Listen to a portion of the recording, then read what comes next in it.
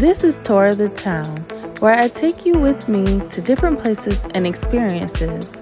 I will be exploring different parts of Florida to showcase what the state has to offer, so that whenever you decide to travel here, you'll know exactly what to look forward to.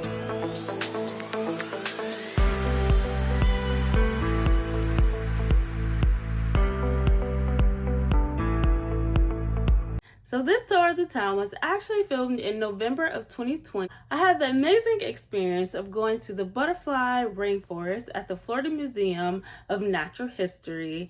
And honestly, I was just expecting the butterfly experience, and that's all I was really looking forward to, all I knew about. Even after going online, I guess I didn't really explore too much as I should have, but I definitely was surprised at the exhibits that they had there. I mean, it was all things Florida, from nature to fossils to the local natives back in the day. And so it was just good to learn about different things. And this is in Gainesville, Florida. I don't believe I mentioned that, which is about 2.5 hours away from Tampa, Florida, just to kind of give you an idea.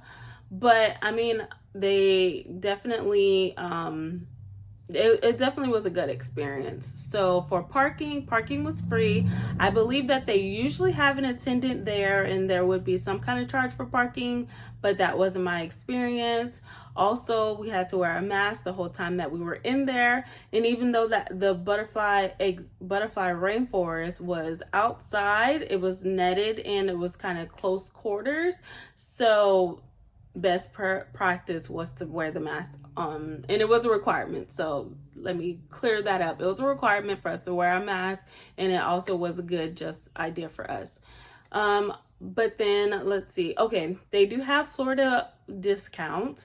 Actually, the general admission to get into the museum is free, but to go to the Butterfly Rainforest, there is a charge.